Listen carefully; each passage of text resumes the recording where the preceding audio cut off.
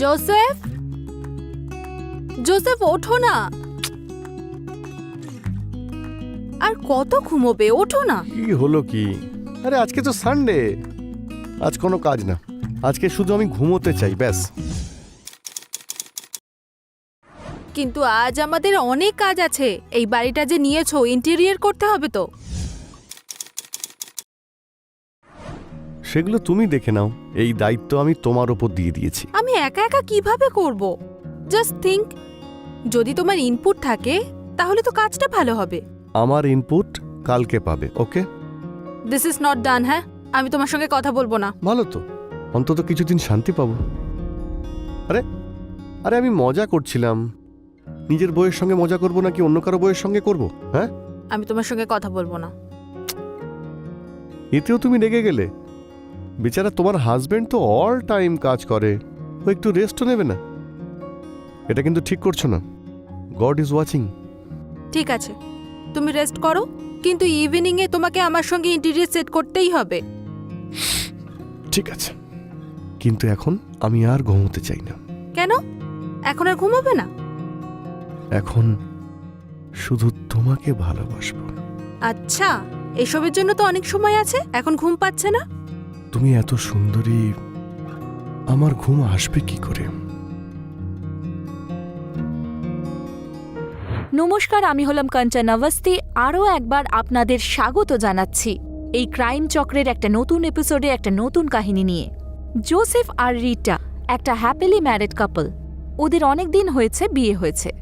একটা ছোট্ট শহরে জোসেফ একটা কার রেন্টালের বিজনেস করত। ওর কাছে কিছু গাড়ি ছিল, যার মধ্যে একটা গাড়ি ও নিজেই ড্রাইভ করত। জোসেফ খুব মন দিয়ে পরিশ্রম করত। আর জোসেফ রিটা একটা নতুন বাড়ি কিনেছিল, যেটার ইন্টেরিয়রের কাজ ওরা করাচ্ছিল। কিন্তু কেউ ছিল যে ওদের ওপর নজর রাখছিল, যে লুকিয়ে লুকিয়ে ওদের দেখত। যেমন আমরা দেখতে পেলাম যে একটা বোরখা পরে কেউ বড় একটা ব্যাগে করে কিছু নিয়ে যাচ্ছে। আসলে এই ব্যাগের মধ্যে কী ছিল? আসলে কি হয়েছিল? এটা কি কোনো অপরাধের সতর্কবাণী ছিল? কিন্তু আসলে কার সঙ্গে হয়েছিল এই অপরাধ?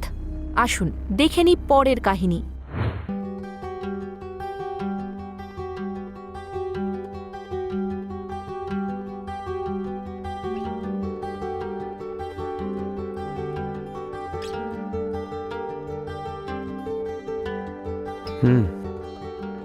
কি করছো আমার জান?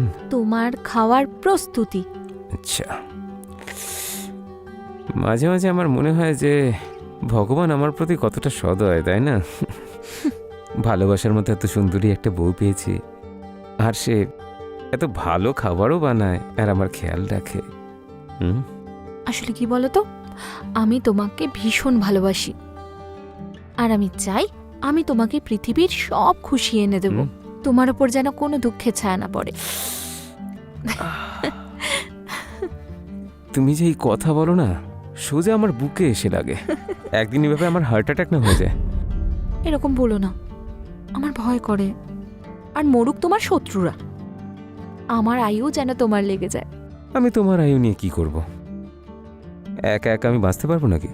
বাঁচতে হলে তোমার সঙ্গেই বাঁচতে চাই। তবে এটা তুমি ঠিকই বলেছ। চলো, আমি আমার আয়ুটা ফেরত নিয়ে নিচ্ছি। তাহলে নিয়ে নাও না। চলো যাই। কোথায়? ঘরে। ধ্যাৎ। কেন? আরে তুমিও না। আরে কি শোনো, অসুবিধে? আমাকে রান্না করতে হবে, অনেক কাজ আরে আছে। খাবার বানাতে আমি হেল্প করে আরে, দেবো, চলো না। আদিল, আদিল, আদিল, আদিল, আদিল।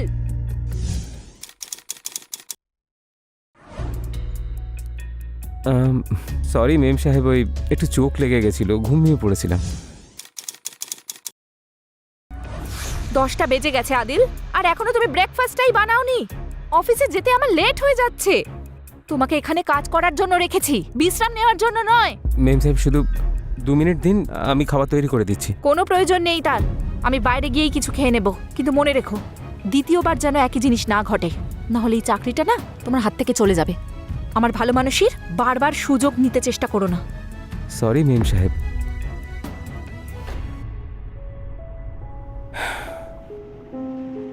কি যে করো ভগবান, একটা প্রেম হলো তাও মেম সাহেবের সঙ্গে।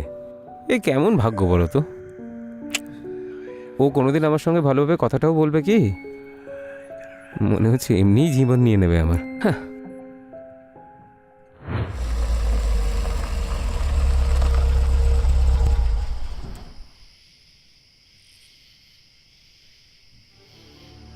বলছি ম্যাডাম, হুম?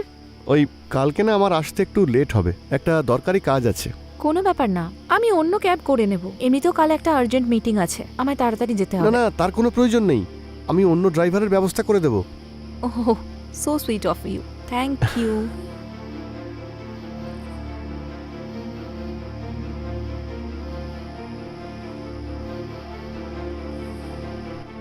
ছাড়ো ছাড়ো, এটা তুমি কি করছো?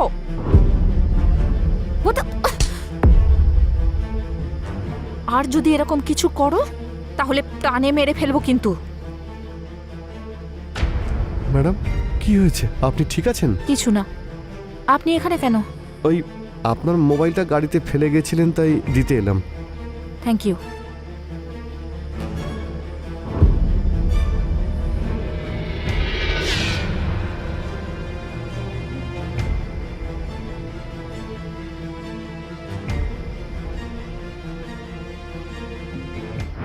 মমতাজ আধুনিক মানসিকতার মেয়ে ছিল, যে একটা বড় কোম্পানিতে ভালো একটা পজিশনে কাজ করত। ও বাড়ির কাজকর্ম আর দেখাশোনার জন্য আদিল নামের একটি ছেলেকে নিজের বাড়িতে রেখে দিয়েছিল। মুমতাজ আদিলকে একজন কেয়ারটেকার হিসেবেই দেখত, কিন্তু আদিল মনে মনে মুমতাজকে খুব চাইত। ও মুমতাজকে বিয়ে করতে চেয়েছিল। জোসেফ মাঝে মাঝেই মুমতাজকে তার অফিস থেকে পিক আপ অ্যান্ড ড্রপ করতে যেত। মুমতাজ ওর রেগুলার ক্লায়েন্ট ছিল। একদিন মুমতাজ যখন নিজের ফোনটা গাড়িতে ফেলে এসেছিল, তখন জোসেফ ওকে মোবাইলটা ফিরিয়ে দিতে গেল, আর সে দেখল যে মুমতাজ আদিলের ওপর ভীষণ রেগে রয়েছে, আরও আদিলকে চড়ও মেরেছে। জোসেফ তার পরের দিনই মুমতাজকে এর কারণ জিজ্ঞেস করল। মুমতাজ তাকে বলে যে আদিল তাকে খারাপভাবে স্পর্শ করার চেষ্টা করেছে, আর তারপর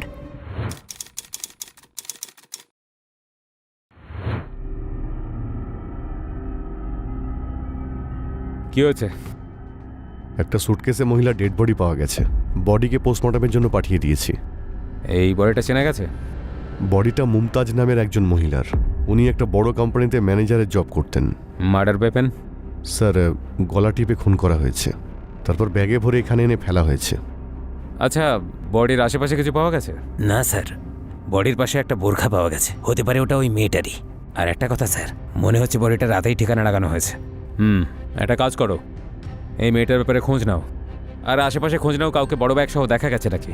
যদি এদিকে কোনো ক্যামেরা থাকে তো সিসিটিভি ফুটেজ বের করো ফার্স্ট। Yes sir. স্যার, ব্যাগটাকে দেখে মনে হচ্ছে যে টেনে হিঁচড়ে এই পর্যন্ত আনা হয়েছে। স্যার, এত দূর এত ভারী একটা ব্যাগ আনা সম্ভব না, তাই না? এটা হতে পারে কিছু দূর পর্যন্ত গাড়িতে আনা হয়েছে, তারপর টানা হয়েছে।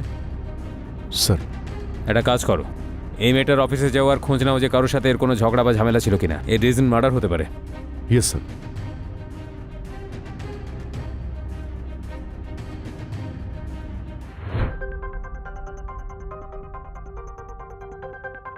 কি হয়েছে? স্যার, এটাই হলো মুমতাজের বাড়ি, লক করা। এই আশেপাশে দেখো কোনো সিসিটিভি ক্যামেরা আছে নাকি। দরজা ভাঙো। স্যার।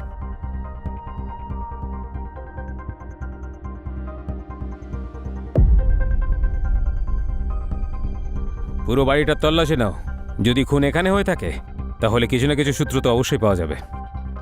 Okay sir.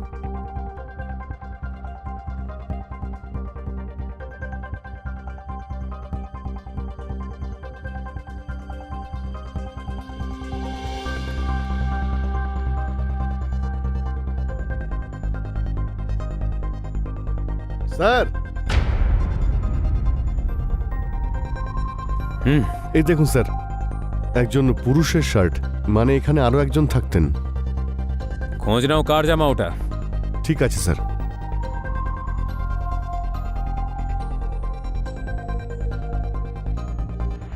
মুমতাজের জীবনে সবকিছু নর্মালি চলছিল, কিন্তু হঠাৎ করে পুলিশ ওর লাশ একটা নির্জন রাস্তার ধারে একটা ব্যাগের মধ্যে পায়। কিন্তু মুমতাজকে আসলে খুন কে করেছে ওই বোরখা পরে কোনো পুরুষ ছিল নাকি মহিলা? আর আদিলই বা কোথায়?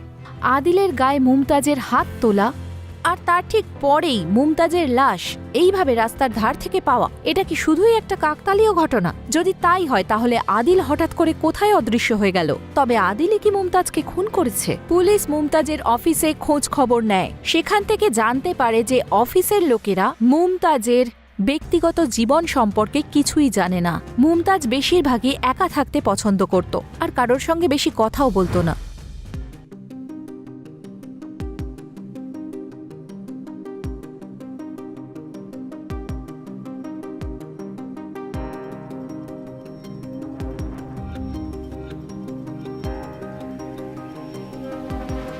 আরে তাড়াতাড়ি ফিরে এসেছো।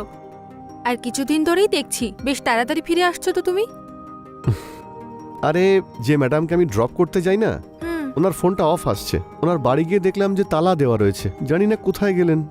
তাই জন্যে আজকে আমার পুরো ছুটি, আর বাকি কাজগুলো তো ড্রাইভারই করে নেয়। বাহ, তাহলে চলো আমার সঙ্গে হাতে হাতে কাজ করো। ছুটি পেয়েছি মানে তোমাকে শুধু আজকে ভালোবাসবো। আচ্ছা শোনো না, কয়েকদিনের জন্য চলো না বাইরে ঘুরে আসি। কোথায় যাবে? আমাদের হানিমুনে আমরা যেখানে গিয়েছিলাম সেখানে। হ্যাপি? ইয়েস। সরি, আরে আসলে দরজা খোলা ছিল তাই আমরা ঢুকে পড়েছি। আপনার নাম জোসেফ? হ্যাঁ স্যার, আমি জোসেফ। আপনারা আসুন, বসুন। কি হয়েছে স্যার, কি জন্য এসেছেন? জোসেফ বাবু, মুমতাজের মার্ডার হয়ে গেছে, সেই ব্যাপারে আপনার সঙ্গে কথা বলতে এসেছি। কিন্তু কি করে মুমতাজ ম্যাডামের মার্ডার হলো? আমি তো ওনার বাড়িতে গিয়েছিলাম, বাড়িটা তালা দেওয়া আর ফোনটাও তো অফ। হ্যাঁ, ওনার ডেড বডি আমরা ডিকিতে পেয়েছি। আপনি কি কাউকে সন্দেহ করেন বা এরকম কোনো কথা জানেন যার সঙ্গে মুমতাজ দেবীর মার্ডারের সম্পর্ক আছে? স্যার ওই আদিল। আদিল? আদিল কি ওর বয়ফ্রেন্ড ছিল নাকি? না, বয়ফ্রেন্ড না। আদিল মুমতাজ ম্যাডামের কেয়ারটেকার ছিল, ওনার বাড়িতেই থাকতো আর ওনাকে দেখাশুনো করতো। ওখানে তো কেউ ছিল না। স্যার আমার মনে হচ্ছে ওই যে শার্টটা দেখলাম না, ওটাই আদিলের হবে। এই আদিলের ওপর সন্দেহর কারণ? স্যার ওই একদিন মুমতাজ ম্যাডামের মোবাইল আমার গাড়িতে ফেলে গেছিলেন, তাই আমি ওটা ফেরত দেওয়ার জন্য ওনার বাড়িতে যাই। তখন আদিল আর মুমতাজ ম্যাডামের ঝামেলা হচ্ছিল, আর মুমতাজ ম্যাডাম ওকে একটা চড়ও মেরেছিলেন। কেন? হ্যাঁ, ওই পরের দিন আমি জিজ্ঞেস করাতে ম্যাডাম বললেন যে আদিল ওনাকে ভালোবাসে আর ওনাকে ম্যাডামকে বিয়ের জন্য প্রস্তাবও দিয়েছে।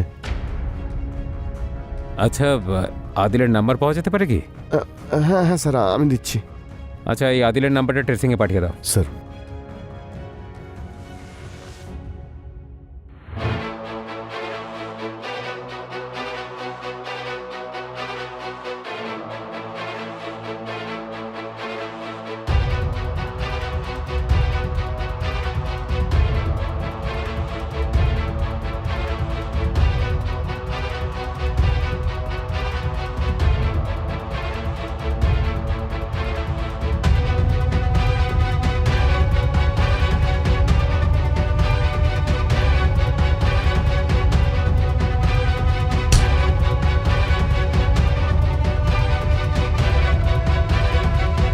জোসেফকে জিজ্ঞাসাবাদ করার পরে পুলিশ এটা জানতে পারে যে আদিল মুমতাজের সঙ্গে জোর জবরদস্তি করতে চেষ্টা করছিল, বা এটাও বলা যায় যে খারাপভাবে স্পর্শ করার চেষ্টা করছিল, যে কারণে মুমতাজ আর আদিলের মধ্যে ঝগড়া হয়েছিল।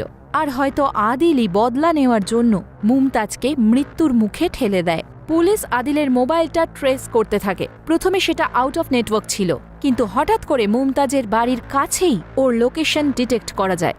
পুলিশ তার নিজের টিম নিয়ে একটা ফাঁদ পাতে আর আদিলকে ধরেও ফেলে। বল, কেন মেরেছিস মুমতাজকে?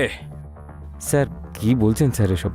আমি মারিনি মুমতাজকে, আমি তো একই কথা বারবার বহুবার বলে যাচ্ছি, কিন্তু তাও আপনি একই কথা জিজ্ঞেস করে যাচ্ছেন।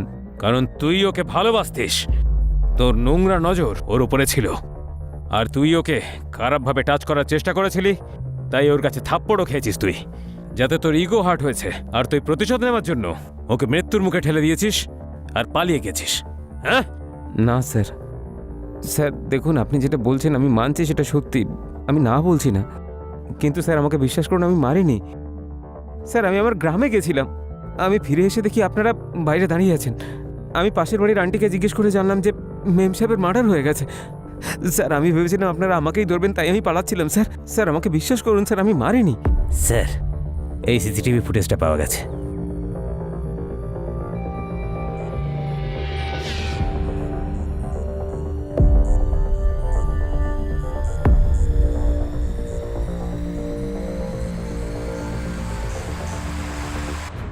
Rita, getting late. কি করছো হ্যাঁ, তুমি? আসছি তো। তাড়াতাড়ি করো। আসছি তো বাবা। কি সুন্দর লাগছে তোমায়। চলো, লেটস গো। এই যে জোসেফ বাবু, মার্ডার করে পালাচ্ছেন কোথায়? স্যার, আমি কাউকে মার্ডার করিনি স্যার। স্যার, আমরা তো ছুটি কাটাতে যাচ্ছি, ও কেন কাউকে মার্ডার করবে? সেটা তো জোসেফ বাবুই বলতে পারবেন। স্যার, আমি কাউকে মার্ডার করতেই পারি না স্যার। ডেড বডিকে ব্যাগের মধ্যে রেখে টেনে নিয়ে যাওয়ার যে সিসিটিভি ফুটেজ আমরা পেয়েছি, তাতে যে ঘড়িটা দেখা গেছে সেটা আপনার। আর মার্ডার স্পটের পাশে যে পেট্রোল পাম্প আছে, মার্ডারের ঠিক পরেই আপনি ওখান থেকে পেট্রোল ভরিয়েছেন। আরও প্রমাণ আমরা ঠিক খুঁজে নেব। আপনার জন্য ভালো হবে যদি নিজের দোষটা স্বীকার করে নেন, না হলে আপনাকে বেধড়ক মারধর করে আমাদের সত্যিটা বের করতে হবে। বলুন। স্যার, আমি মুমতাজ ম্যাডামকে ওনার অফিসে ছাড়তে আর নিয়ে আসতে যেতাম। আমরা একে অপরকে ভালোবাসতে শুরু করেছিলাম, কিন্তু মুমতাজ আমি বিবাহিত সেটা জানতে পেরে গেছিল।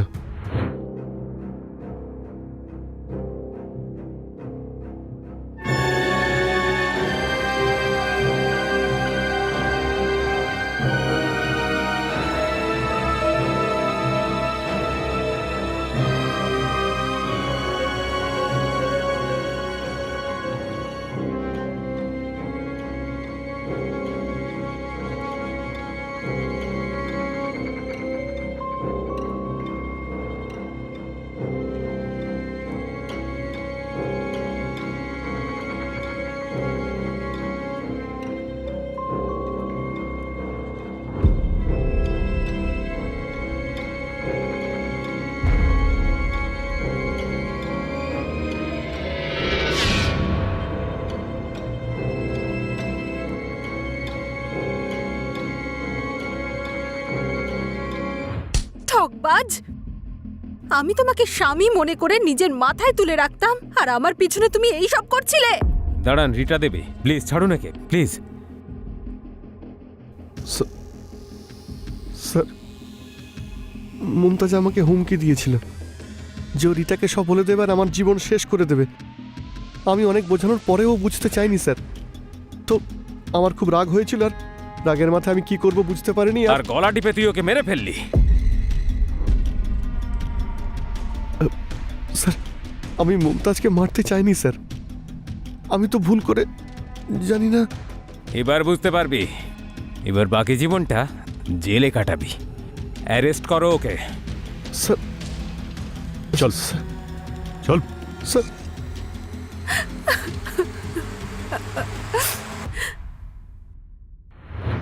জোসেফ আর মুমতাজ একে অপরকে ভালোবেসে ফেলেছিল। মুমতাজের এই কথাটা একেবারেই জানা ছিল না যে জোসেফ অলরেডি বিবাহিত। একদিন যখন মুমতাজ জোসেফের পিছু নেয় আর তার বাড়িতে লুকিয়ে ঢুকে পড়ে, তখনও জোসেফকে একটা মহিলার সঙ্গে রোম্যান্স করতে দেখে। পরে জিজ্ঞেস করলে মুমতাজ জানতে পারে যে ওটা জোসেফের স্ত্রী রিটা ছিল। মুমতাজের তো পুরো পৃথিবীটাই ওলটপালট হয়ে গিয়েছিল। মুমতাজ জোসেফের পর্দা ফাঁস করবে ঠিক করে নিয়েছিল, কিন্তু জোসেফ রাগের বশে মুমতাজকেই এই পৃথিবী থেকে সরিয়ে দেয় আর মানুষের নজর এড়ানোর জন্য বোরখার সাহায্য নিয়ে লাশটাকে সরিয়ে ফেলে। অপরাধ যতই চালাকির সাথে করা হোক না কেন, আইনের হাত থেকে বাঁচতে পারবে না। এমন আরও কাহিনী দেখার জন্য আমাদের সঙ্গে থাকুন। আবার দেখা হবে। জয় হিন্দ।